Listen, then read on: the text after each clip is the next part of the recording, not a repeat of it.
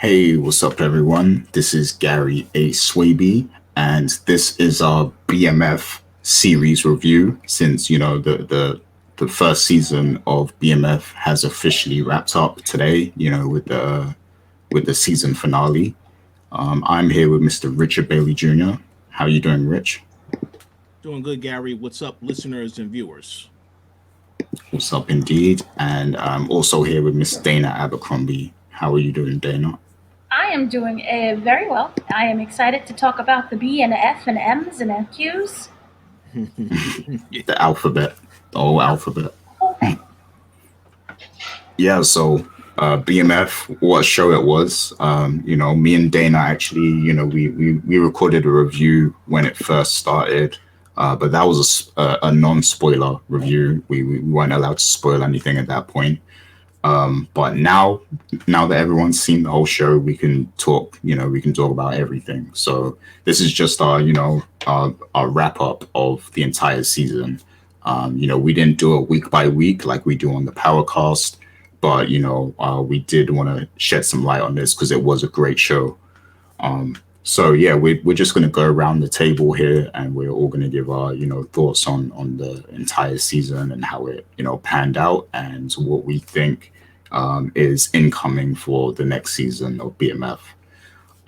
So I have to start with Richard here because the series is very fresh in his mind. He's been watching these past 8 weeks or so, or was it 9 weeks? Because there was a pause somewhere. Yeah, there was a Um, pause, a very unnecessary pause. Yep. yeah, a botched pause as well. But yeah, so Rich, just give us your takeaways of this entire season and the whole season of BMF, because I know you probably was a bit skeptical of it at first. I'm not sure, hmm but you didn't know what to expect because it's a brand new show, and you might not have been well versed in BMF history or anything. So what was your thoughts going into it, and how has your overall thoughts of it developed as you watched it, and then just let us know what you really enjoyed in the show. So go ahead. Full disclosure, right now, as Gary said, I was skeptical. Um, I believe some time ago we actually did get access to this show, and the problem is that at the same time we got access to Power. Razor Canaan was still going on, so a lot of our discussions was surrounded that show, which was on every week at the time. I didn't really have enough time to really devote to getting into BMF because I recall that I had started to watch the first episode, and then I kept getting distracted with other stuff that was happening around the same time. So I do apologize that I was not a part of the initial discussion that Dana and Gary had a few months back. But I started to watch the show, and throughout the time of the show airing, I also went back home to visit family and started watching it with them as well. And the show definitely exceeded my expectations. I only heard about BMF because I know Gary was very excited about this before it aired. And I figured, well, Gary is a 50 Cent fan. So obviously he's going to be excited because 50 Cent is involved. But I didn't know anything really about that. Now, I knew about rappers like Jeezy, to certain effect, because I mean, I do live here in Atlanta, and Atlanta is also tied to some of the stuff that also happens in this show as well, which I assume they will get into in later seasons. But I didn't really know what to expect. I figured it's another show because I know Stars likes to put a whole bunch of shows on their network to try and gain an audience. I know Power is still the biggest show that they have on Stars to this very day, but they've been making a conscious effort with a lot of the shows that Dana has covered in the past, shows such as Heels, Hightown, etc., and of course P Valley, which is a show that I also enjoy. So we'll probably talk about that in the future. But I was still skeptical about this show because I was curious what is the angle with it. So after watching the first episode and the first four episodes, because I know Dana and Gary spoke about that, I was into the show within the, I would say, the second episode because of how the first episode ended. And you saw that Terry gets shot. And then to me, at that point, it became, well, it's a bit of a mystery as to who shot Terry. At the same time as this is going on, you're also telling this dynamic storyline, not just of the brothers branching up and starting their own, trying to branch out and do their own thing, but also the storyline of the old generation that Lamar was a part of, and how he was looking at all these other people came into his territory, were taking over, and he wanted to get back power and control for himself as well. So as the season went on, my assumption was that Lamar was the one that did shoot Terry because of how he was taking action against all these other people in the actual show. Now, the actor that played Lamar, I believe his name is, and I hope I pronounce this correctly, it's Eric Kofi. I believe it's Abrifa. So I, apologize if I'm off. But this is a guy that is from the UK. So when I saw him playing this character, I was highly surprised of how he acts because, man, he did a hell of a job as that character. The character is very psychotic, which, again, I know they say at the beginning of the BMF show, some stuff is made for dramatic effect. This is probably how stuff actually happened. I laugh every time I see that description. But this character, to me, was one of the main stars of the show because he had this whole thing where they put him into a mental institution, because they figured he went crazy, and he actually did go crazy as this show progressed, because him coming out of jail thinking he's going to get back with his ex and, his daughter and all this other stuff. And then you saw how that played into whenever it got crossed with business and the whole thing, he kept going back and forth with Meech, how that played into his psyche and how crazy he went. But the character took a very, very dark turn with every episode, killing the kid, which I thought, wow, that was I was not expecting that to happen. He killed his best friend who was around this entire time when he was away, which I didn't expect either. But killing the kid was like, wow, that was pretty big step. One of the darkest steps that the character took. Rich, you told me now you have a new favorite song, the "You Can't Stop the Rain," that song. You said that's your favorite song now. Nah, I never said that. I never heard that version, honestly, until this. I didn't hear that original version until that particular episode. I will say this: "Wish Me Luck." That song is stuck in my head. It will forever be stuck in my head. It's a great song. I heard the original version of the song. I like the original version, but I really like Charlie Wilson. So I'm glad that they put him in this version of the song. Great song. But yeah, to go back to the show itself, yeah, the Lamar character, he was really what I would say the perfect villain for this entire season. The storyline of Kato and her whole relationship with B. Mickey, that also was a very good part of the season because it kept you guessing as to how things were going to eventually end with these characters. The appearances of other people such as Snoop Dogg, he did a phenomenal job, very comical and very true, because there are a lot of pastors out there that we already know they're kind of shady. So I like that you had this character that had this dynamic as well. We had the little cameo by Eminem as White Boy Rick, which I thought was great. And that was in the same episode that 50 Cent directed. That was episode 7, by the way. But overall, I thought the show was great. It was a great, introduction story to the brothers. And what I really love about how the season ended and how it started and how it ended is that at the very beginning of the season, it's about Meech and his brother. Basically, it tells a story about how they got into it and how Meech was the one that started and he got Terry into this. By the end of the season, Terry then decides, no, I got to get out of this. It's too dangerous.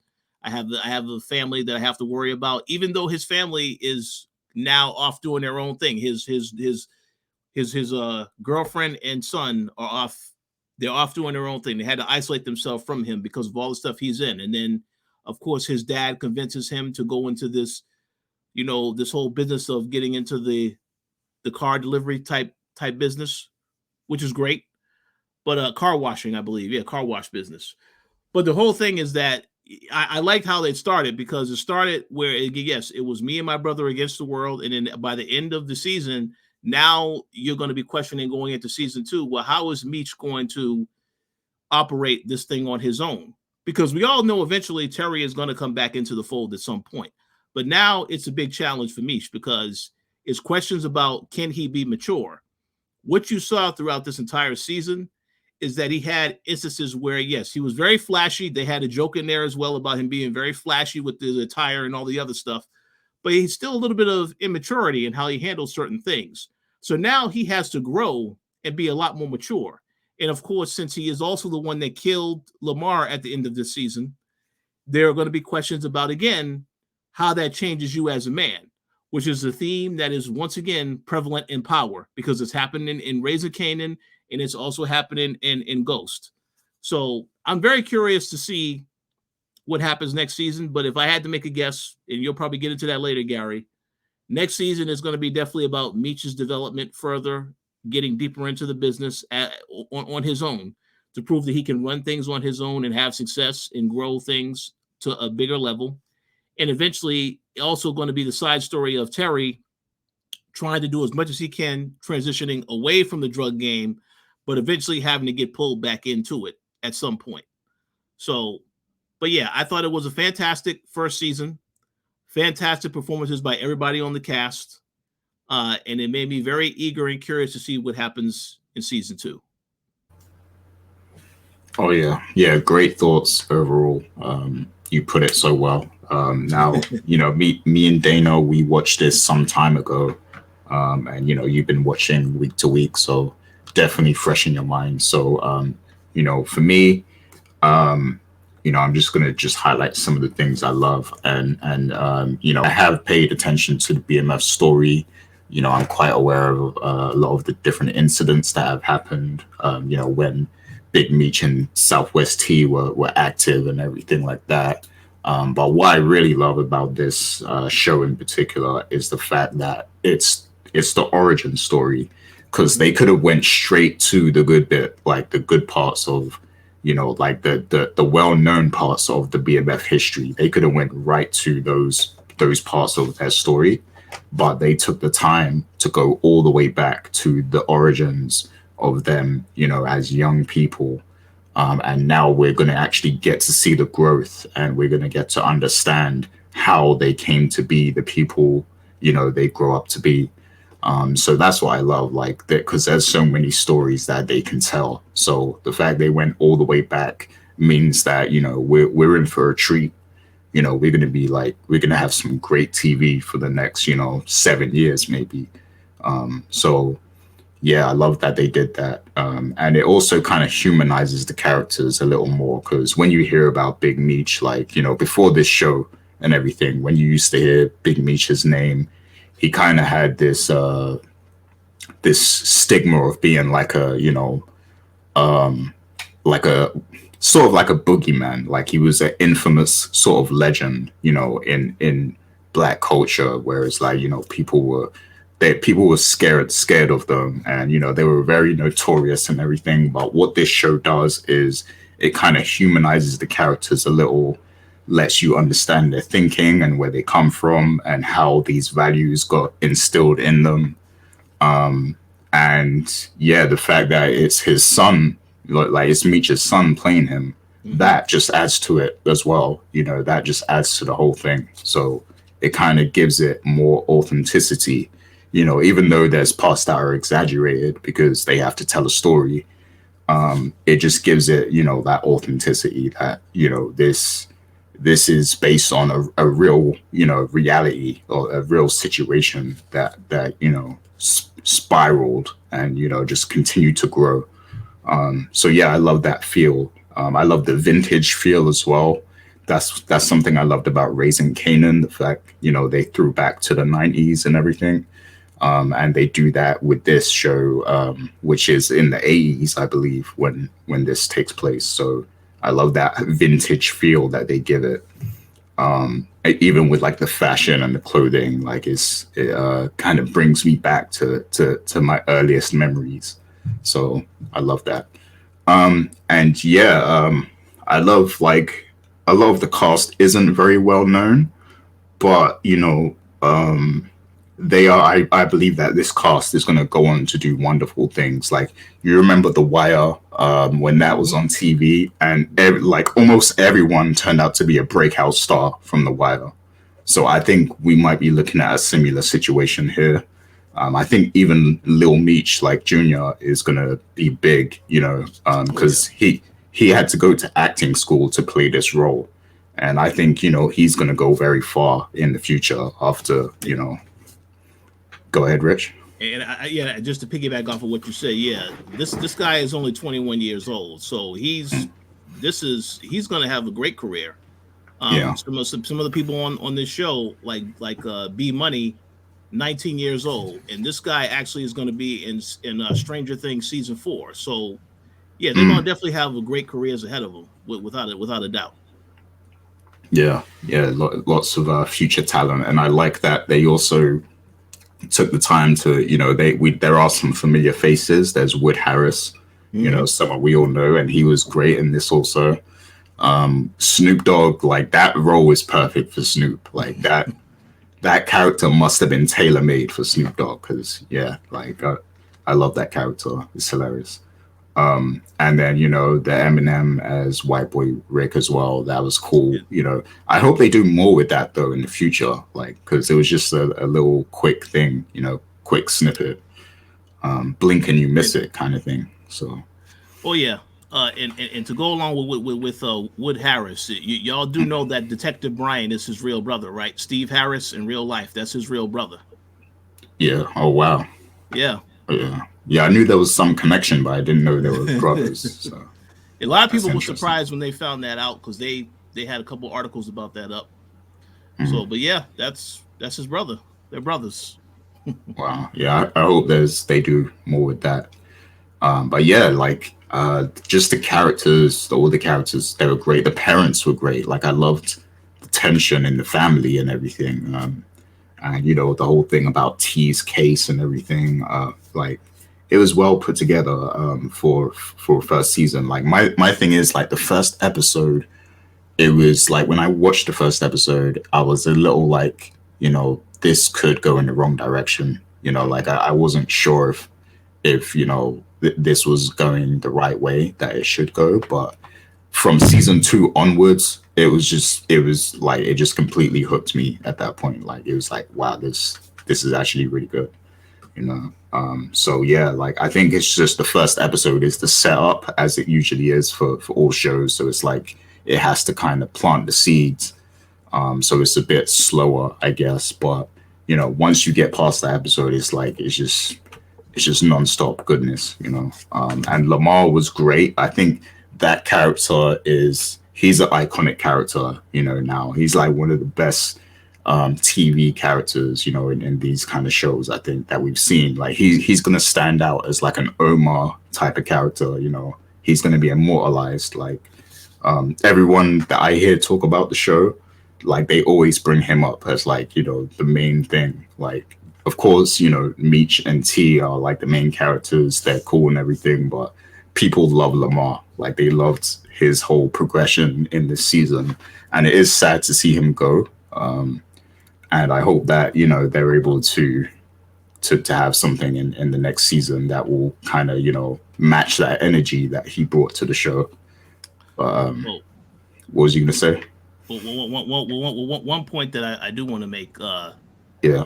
I do agree that I hope that there is another adversary that Mm, Meech will have to deal with, but it does look like, based off how the season ended, and this is why it's such a great dynamic, mm, because Steve Harris, the detective, he tells, it's B Mickey, not B Money, by the way. He tells B Mickey at the end of this episode, "I want Meech, and you're going to help me get him." So the whole thing about the mafia dynamic, we've seen this in Sopranos, a lot of these other things. It also deals with the family drama of a family dynamic of you having to kill someone that you're very close to, that you consider family, or who yeah. is actually family. So it sets up next season to be very interesting, because obviously he's going to have to deal with the situation. We know that by the end of this episode, B Mickey feels very badly that he had to kill his woman, and he did it to save his boy, who he Yeah. says is still very selfish and self-centered. So he's going to have a lot of issues dealing with that next season. And then of course, because now the detective knows, oh yeah, your weapon killed these people, now you have to cooperate with me, otherwise you're the one that's going down. So it sets it up to be a very very interesting season. So I look forward to that for sure. But Steve Harris as the adversary now to Meech after the fact that they've been working together all this season, that's also interesting. So I'm curious to see that, but I also do want to see who else is Meech going to have to deal with next season as well. Oh yeah, yeah, yes. There's some things that could definitely go down that would be interesting. But yeah, like Lamar was great, and British actor as well. I just want to throw that in there. But yeah, what else did I have to say? The music was on point, like you mentioned, Rich. Yeah, just it was an overall great show. I wish it was 10 episodes for real. But they did a lot in 8 episodes. Like, it's a very neatly packaged season, lots of fulfilling scenes and moments and everything like that. So yeah, great show, loved it, and I can't wait to see where it goes next. I think this is truly like the next power. Like I don't want to compare them all the time, but like as big as Power was, I think this is going to be bigger. Like, once the next season rolls around and more people are aware and everything, I think this has the legs to be like the new big thing on Stars. So yeah, great season. But I'm going to hand it over to Dana now. So what's your thoughts on season 1 of BMF? Well, kind of like everyone else here, it wasn't until Gary really spoke upon it that I started to care, because I've never heard of a BEMF in my entire life. I'm really bad when it comes to music. So Gary's enthusiasm made me pursue this show. And I do have to say, we do have cast interviews that are currently on the website and currently on our YouTube page. One with 50 Cent, which was like, I hope he's not trolling me the whole time. And also one with Shondalia White, who plays Karen Jones, the lawyer, and in the season, and also how her thoughts about overall what happened during this season and whether or not we'll see more of her in season 2. You do need a good lawyer, especially when you're in the business that they're into. So thank you for Gary kind of for introducing me to this show and pursuing it. And I was able to be a part of the Television Critics Association, which really dived into the show as well. So I saw this back in August. So this is at first I was like, ugh. And as you guys already mentioned, that first episode was a little rocky for me. But once you get through that, I'm like, this was great. I loved how it looked. I loved the sound, the music. I loved the costumes. The way how they brought back that entire 80s feel, which is something that also Raising Kanan does. It immerses you in the environment and the time period that the show takes place in. Or it didn't really feel, I wasn't around during the 80s, but it felt like, that was something that really happened and went on. And there were many times where I'm like, Mama, did this happen? And she said, yes, it's true, it happened. So to also get her to get involved in, like, be like someone who knew during that time period what was going on, it was kind of cool too. But this was a fantastic show. And I know it's really easy to say, oh, it's presenting about the gang life, and you look at these kids, they're just drug dealers. This show, when you put it up against Sopranos and you put it up against Ozark and shows of that hue, there is really no difference. But it shows also how a family, not of privilege, regular, trying to struggle, one paycheck, sometimes half of the one paycheck, trying to raise a family, and opportunities that may be unsavory they are presented with in order to get them out of that life that they're living in. If you really look at the show overall, it's about the American dream and what the American dream represents to every character. You have the American dream of wanting to do better for your family. You see the Flannerys, they struggle, but the two brothers, you're like, we're not gonna, not because, oh, we hate our parents or anything, but we want to do better than our parents. And that should be the goal for kind of every generation, to do better than the last generation. And you see the brothers willing to sacrifice and know that this life is dangerous. This is not something that glorifies violence or anything. It shows you the negative impacts, and it shows you the ripple effects that happens when you're part of this drug industry and the drug game. So that I thought was very powerful message to send and to show, and also how it interpreted everyone's version of American Dream differently. Some, you just want the money and the fame and the cash. Lamar, if you really looked at it, his whole main struggle, yes, it was involved with the drugs as well. His whole main struggle was wanting to be with his kid. Like the whole time, he just wanted to be with his child, and I felt so incredibly sorry for him. And I think that is what the show did really well, is that it was able to take something that was relatable and universal to everyone, and use that to show a much larger picture. Yes, it's about drugs, but no, it's not really about drugs at all. With the Lamar situation and him just wanting to see his child and wanting that family. Because even though him and his girl broke up, you saw moments of I don't want to say weakness, but moments of normalcy within them when they were just together. Mm-hmm. And she allowed him to see the kid and how they were a family. As messed up as everything was, they were a family. And you had the daughter, looking and admiring her dad. So I really loved how they represented Lamar in that way. But Lamar was someone who had to go. Just in a basic realistic, it reminded me, remember of Debo from Friday? Yeah. Rest in peace. How there was always going to be that bully around, no matter what you do. He's mm-hmm. always going to be there, hating on you, trying to beat you up, trying to wish harm and death and just negativeness around you. And the Flannerys could not escape that unless they killed him, I felt. Yep. He would always be around to remind them that, you did me wrong, or whatever it is that you did, I'm here to get you. Any moment of success, he would be lurking in the corner. I'm going to get you. So they had to get rid of him. And that actor was absolutely superb. He comes from one of those high-class UK drama schools. He really talks like this. It's not even it's like a really proper British King's English. I'm like, oh my God, he is fantastic of how he transformed himself into that role. And you really believe that this was a kid from Detroit, and is not.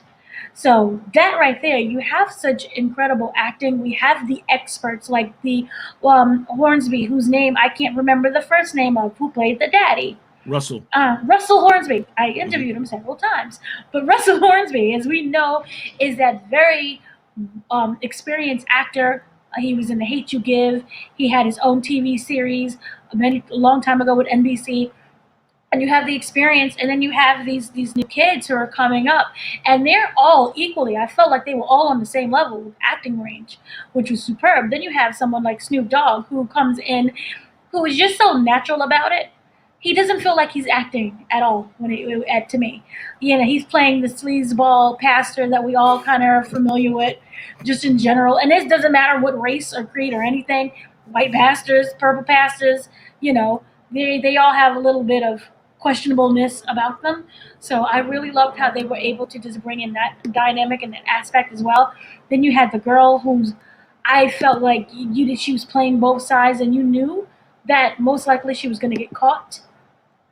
You knew that it wasn't going to last long.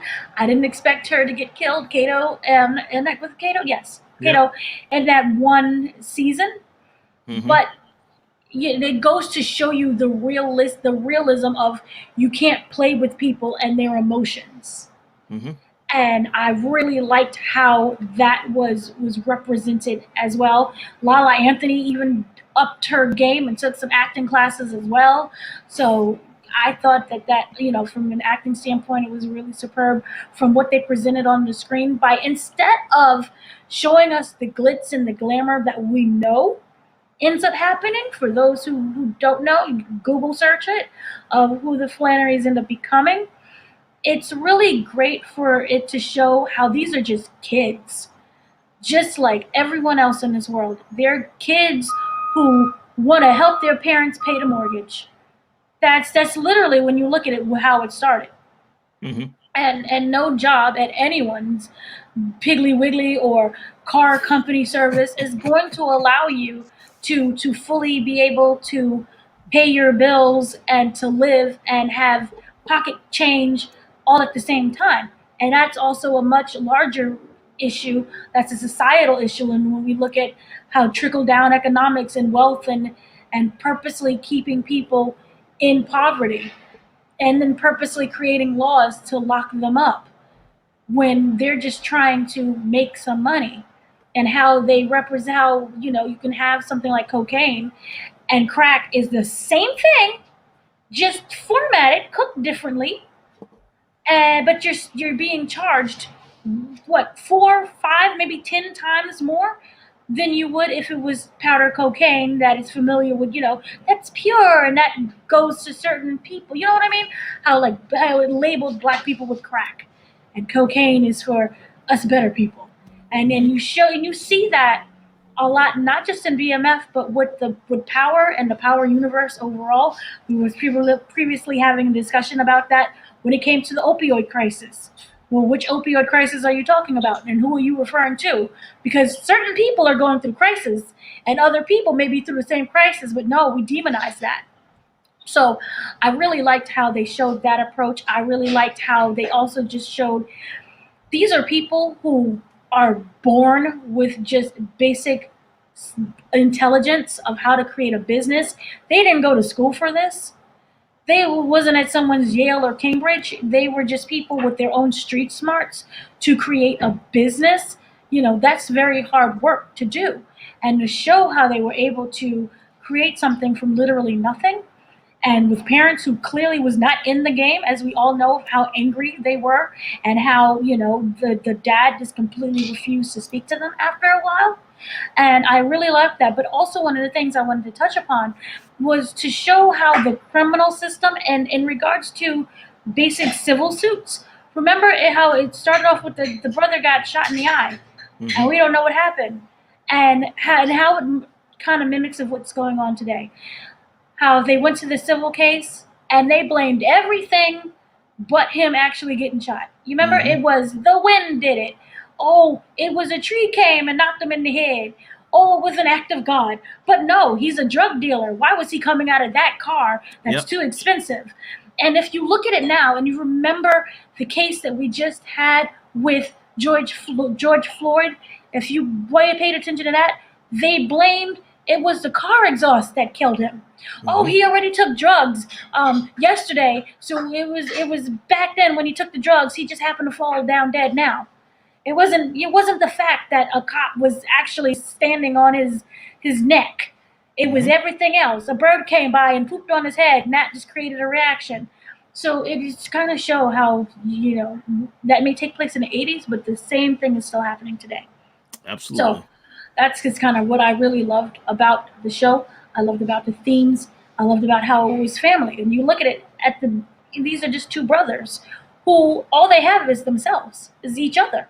And how one person is going to, we now know that one person wants out and the other person is staying in. And we do know eventually they come back together. But I feel that it's because of society, and that car business is going to not bring in that income that they want. He's going to end up going back. And that's just a lot of ways how people, I don't care if you're white, black, purple, orange, green, when you're in poverty, you're going to not say you are, but there are possibilities where other people may take that may not be, something that's clean, as in like, let me go and work my way up the legal way. So, poverty can affect all of us. And I really liked how, they try to stay that straight and narrow. One brother's like, no, I'm determined, and we end up knowing what happened. And that is literally because there are things that are just completely out of their control. It's all easy to say if you work really hard, the American dream, if you work hard enough, you're going to succeed. There's a lot of greed within that success. And you look at people who are like Steve Jobs and Bill Gates, and look at these big corporations, Goldman Sachs, there's a lot of greed that's hidden within that in order to be successful. Look at Amazon, pay your people. But no, but we go into space instead. So it's to show how the world impact, and how you may think that it's just you, but how it impacts all of us. And I really like the message of the show, and how it really portrayed that, and how this, if you look at it, is really a show about family. and I really like that. But also, we have to go in with the drug game as well. I thought it was just done really masterfully. How they're showing the different conflicts that people have, and how they're trying to one up each other, and how this is all just a really dangerous game, and you think that you can outsmart someone, but there's always someone else who's smarter than you, who may be slow at first, but they're able to put it all together. So for me, that's just how I interpreted it this entire first season, and why I really, really liked it. And it's best not to look and say, oh, it's another drug show. No, it's not. 50 Cent, I feel, has this way of creating like a Marvel universe for drug dealers that really is representative of what's going on in society. So yeah, this is the multiverse that we're in now. So the 80s. Yeah. Oh, you went real deep with it. That's a great evaluation right there. That's what she said. Hilarious. Yeah. So yeah, great points overall. And yeah, like thanks for also mentioning the fact that I was hyping it up and everything. But I do want to say, we wouldn't have been able to do it without you also, with your connections to the TV world and everything. You helped us get access to that also. So that's right. The entertainment editor extraordinaire. That's what you have to refer to. Yes. Exactly. Yeah. So just to kind of wrap this up, let's go around and give, what are some things that you really want to see in the next season, and I guess I'll start off with this one. So, the BMF operation, it expands to all over America. Like they spent a lot of time in Atlanta and then also in St. Louis as well. So I think we need another season of them in Detroit, where, the focus is them in Detroit. And, but I think it should set up to the reason why they left, and them beginning to expand, to other regions also. So yeah, I think, I hope that the next season, it will give us a bit more of them in their hometown, just so we kind of see them soaking in, that hometown essence that makes them who they are. And then, I wanted to begin to lead to the expansion where they start to go to St. Louis and Atlanta. So maybe in season 3 or something, they'll be in St. Louis or something like that, and then it will further spread from there. But yeah, there are a lot of like loose threads, like Richard mentioned, so they can tie up those in the next season, I guess, and then I guess maybe they'll be ready to kind of expand to the other towns and stuff. Yeah, I do. I agree with what Rich said about what's his name, B Mickey. I think he's going to struggle with what he did, for a very long time. So I want to see how that affects him and Meech's relationship. Of course, the way it ended the season, it seems like, T's head really isn't in, the game anymore, and he isn't trying to do what Meech is doing. So we kind of need to see how he ends up back in the mix. We need to see how that happens. Obviously, there's going to be some sort of turning point for him, that makes him change his mind. But it's well known that throughout their history, he was more of the low key brother. So like, Meech was the one that was in your face. He was the one that was like promoting the brand BMF and everything, and just basically catching the attention of the authorities. Like Meech is the one that did everything to kind of, raise awareness of what they were doing. Whereas T, he kind of, he wanted them to just basically keep it low key and not tell anyone and not involve too many people and stuff. So I want to see more of that conflict, clashing personalities between them. But also, Terry has to kind of feel the pressure of, okay, if I'm not doing this, what else can I do? Like, are there other opportunities for me, to be a better person or whatever? Like, I hope that they show more of that, kind of, what Dana was talking about, the fact that, there's not really a lot of opportunities for people in those communities, and that's what kind of leads them into the crime, the life of crime, if you will. So I hope we see that conflict more and more between the two brothers, because they do represent, two different sides of a coin, when it comes to this sort of stuff. So yeah. And yeah, that's pretty much what I'm hoping to see, like just that expansion, how things come around, and how they end up leading to that expansion of going to other cities and stuff, and then just tying up the loose threads that were kind of put together in this. And I do need to rewatch it as well, because there's some things I can't exactly remember how it ended. What happened to Wood Harris's character? What happened with him again?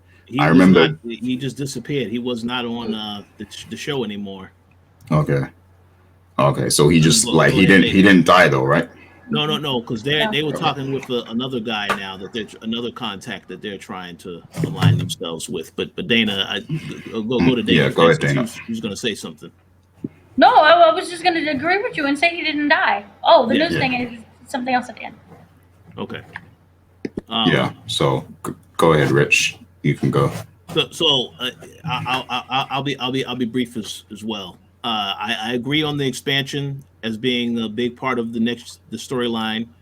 Of course, what's happening with the detective Meech and B Mickey, that is a central issue that he will have to deal with next season, and that will probably play out for a couple of seasons. I don't think that will just end immediately. One thing I did want to mention, because again, I want to reiterate, I don't know how the story ends, so I didn't research any of this stuff, but I find it interesting how in talking with Terry's storyline, when they were trying to get that settlement money, the father was very adamant about getting access to that money. And I find it interesting if that was thrown in there. Now, I don't know because what I imagine is going to happen is, of course, Terry is going to try to go straight in getting to this car washing business. But it kind of feels to me like when he does make the decision to go and do this stuff again, that'll be him making his father upset. And the father may, again, be very aggressive about wanting to take control of that money. Because, again, they made it very clear that they don't have access to the money until Terry turns 18. So it's a situation where I kind of feel like, they reiterated and they said it that, yes, that's supposed to be Terry's money, but the father was very adamant about getting access to that money. I don't know if that is them leaving a tidbit to let you know next season there's going to be a conflict between those two in relation to the money. But that was something that I thought about instantly when they had that discussion. So we'll see what happens. But overall, those points about the expansion, Terry eventually turning over, and of course the Meech dealing with the detective, I think those are definitely going to be what we see next season as the major storyline points throughout the entire run. But that's just my opinion.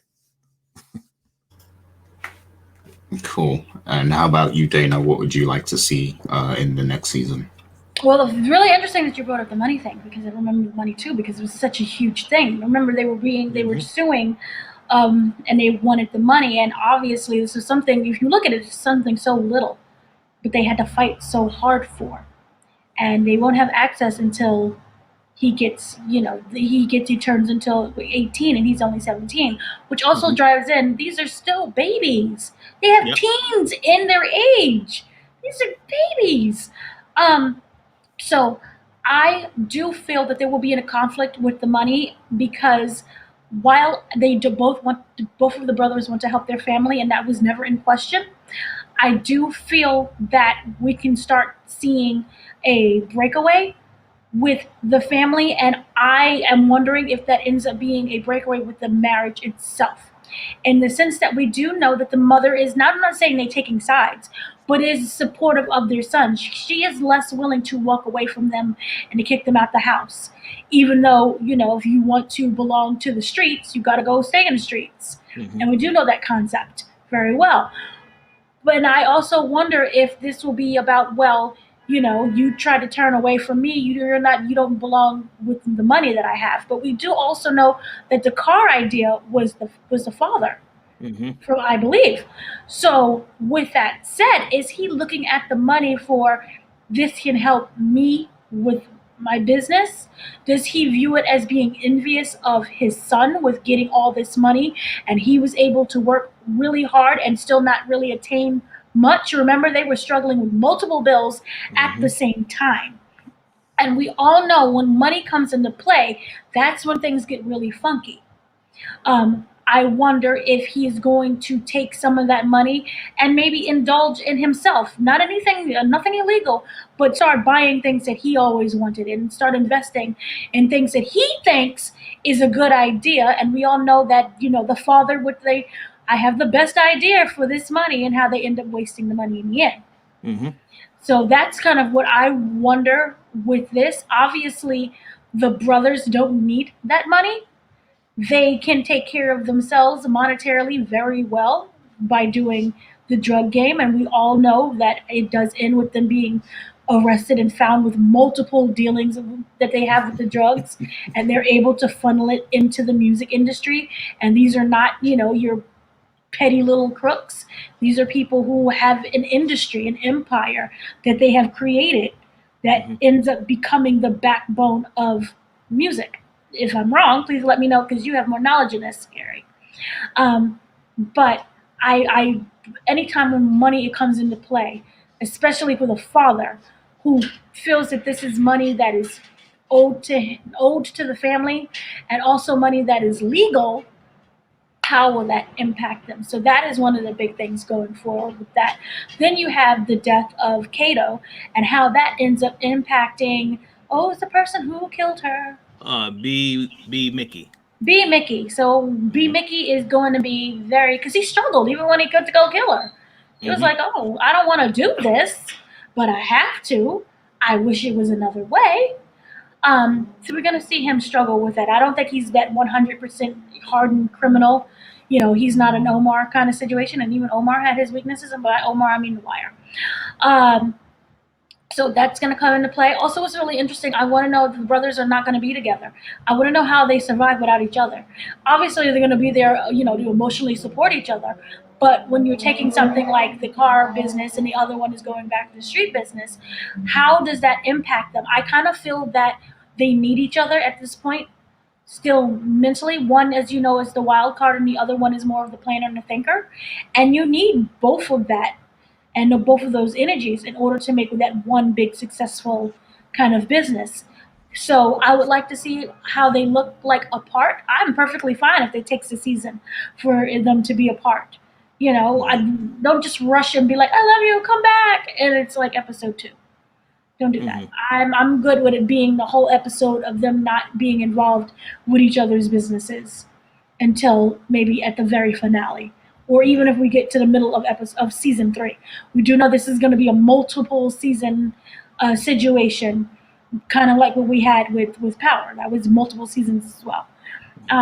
So I really look forward to that. And then, of course, when we have the future, we all know that it ends up impacting the music industry and how that ends up coming into a large play, and they have to take over these other cities. But don't do this all at season 1. But overall, that's kind of what I want to see. Can I add one last point as No. well? Yeah. Okay, hold on. No, don't do it. Uh, One thing I did want to mention too. Again, I don't know how this season, how the story goes, but I kind of feel like we're going to definitely start to see a lot of what's happening impact the daughter as well, because you saw that she lost her boyfriend, the guy who was going to be her boyfriend this season. And with all of this happening, getting questioned by the police and all this other stuff, I kind of feel like it has to impact her. Obviously, she made mention that she was always in between. Whenever something happened with Meech, she's lying for him and Terry and stuff like that. So I kind of feel like we're going to see her evolve and what happens with her, because all of this is going to happen. And then you alluded to Gary a potential divorce with the family, Dana as well. I think if that happens, it's definitely going to impact her. So we're going to definitely see her next season, and how everything that's going on around her impacts her as well. Yeah, definitely, because all of these things impact everyone in the situation. So it's good to see how because the whole crack epidemic, like, it affected everybody in the community, like, so it's good to see how that affects every member in the family and stuff, just so people can see what really happened. But yeah, good points overall. I do want the people to chime in the comments. Let us know what you're looking forward to seeing in future seasons of BMF. I believe Dana has some news for us now about BMF. So So go ahead, Dana. we have some newsies and how this will impact the BMF series going forward. And remember when I was talking about multiverse? Some multiverses to size. First of all, we are getting a BMF documentary. Those are pretty sure you already know. It's going to be 8 parts, executive produced by 50 Cent, and it's going to really dive into the lives and the stories of the real people of the BMFs, of the Flannerys, of the Lamars, and what really was going on and how it impacted, like I said, the music industry and other industries and the people around them and during that crack era. So that is kind of one thing that is looking forward to. That's going to start airing on November 21st, which is today. So yay to that. Also, during the whole interview, we had a whole press conference regarding the BMF situation. And in regards to the docu-series, this is a very successful show. 6.5 million people watch each episode. Ooh. So because of that, they are looking towards making some of the characters spin-off shows. We do not know which characters they are first, but they are looking towards doing that as well. And so that should be really interesting. Of course, I wanted Lamar to have one. Maybe he does, because if you get Raising Kanan, then we know how that ends up. It's just because I love the Lamar character so much. But that would be really interesting to see. And this show, the first show, the plan is to go 7 seasons. Maybe even longer. We don't know, but they're planning on spinoffs, hopefully. And this is going to hopefully go 7 seasons. And with the success of the docu-series that I believe is tonight, the 21st, they're going to see how many people have interest in what characters and what stories that they would like to expand upon. That's also why it's 8 episodes. This is not like a one and done. This is an 8-episode docu-series. So that is also really great and wonderful. And I was wondering from both of you, is there a particular character that you would love? I obviously alive or dead, because you know what they're doing with Kanan. Is there a particular character that you would love to see a spinoff of? Can I go first? Yeah, go ahead.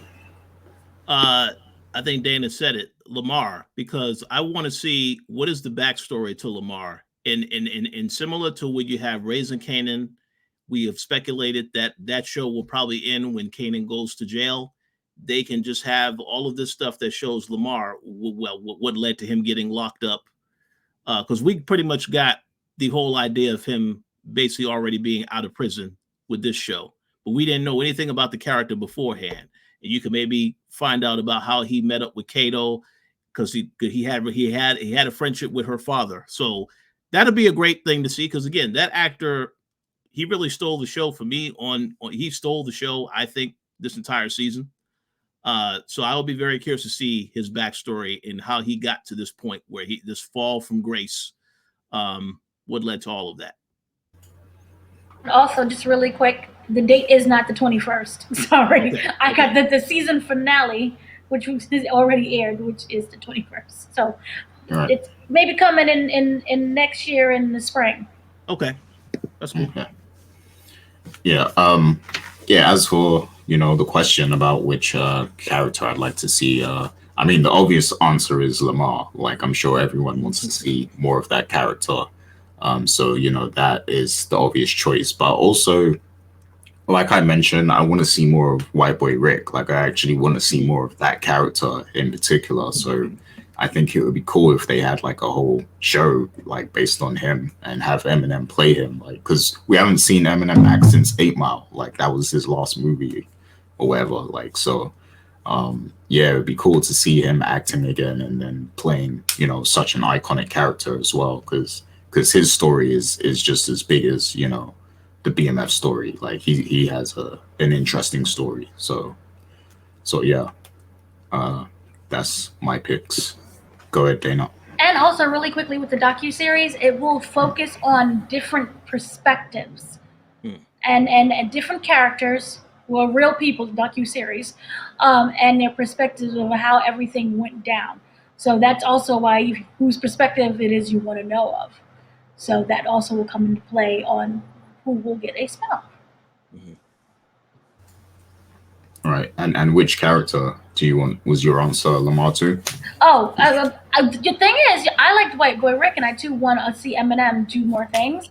Interesting about the whole situation, even though he had that one scene, which only a handful of people got to see the first time. Remember, they pulled it off. That was used with technology that they used with the de-aging in the Martin Scorsese Irishman movie. Oh wow, okay. So that's how they were able to pull that one off. Yeah. That's cool. Yeah, so you know that's pretty much our thoughts on BMF. Great season. Shouts to Stars. You know they got another one. Shouts to 50, man. Like he's doing so much. Like he's doing so many shows. Like yeah, he's doing great work. I hope they're paying him well. And and I know he's in the Expendables. He's actually filming that right now. So and he's doing the Snoop Dogg docu-series about the '96 murder trial for Stars. Oh wow. Wow. Yeah, I know there's a few hip hop stories he's doing, because he's doing the beef between him and Game as well, I believe. Oh wow. Yeah, and I think I don't want to say that and it's not true, but I know that a lot of people are probably trying to do the Alpo story right about now, because Alpo just got, you know, murdered recently. So like now a lot of people want to tell that story. I think Dame Dash might be doing a Paid in Full 2 at the moment. So we'll see if because Paid in Full 1 was basically Alpo, Rich Porter, and AZ. It was based on their story. So but yeah. Great content coming in the future from Stars and 50 Cent. So, you know, we will be here to cover everything. So make sure you hit subscribe. You know, if you like the content, hit that subscribe button, like the video, drop your comments, let us know what you think also. And head to the site, thekoalition.com. We have a lot more content on there. Dana has she has an interview with 50 Cent on the website right now. Which you can read, and then there's also some more interviews on the YouTube channel, you know, with Power Book 2, and then, you know, some BMF stuff in there as well. So definitely check all that stuff out. And yeah, we appreciate everyone for listening and rocking with us. And we will be, you know, make sure you listen to the Powercast, because we will be giving our take on that for the next, you know, how many episodes is it? 10, right? Yeah, for 10. The next 10 weeks or so, we'll be covering. But they will be taking breaks. You know how Stars operates. There will be a break for the holidays, I'm sure, and it'll be back in January, February, whenever it goes. It's like 2 breaks. Yeah. So we'll be covering that. So definitely check that out if you haven't already. But yeah, that's pretty much it for us. So take care, everyone. Enjoy yourselves. Have a good week. Have a good Thanksgiving holiday, and eat well. Peace out.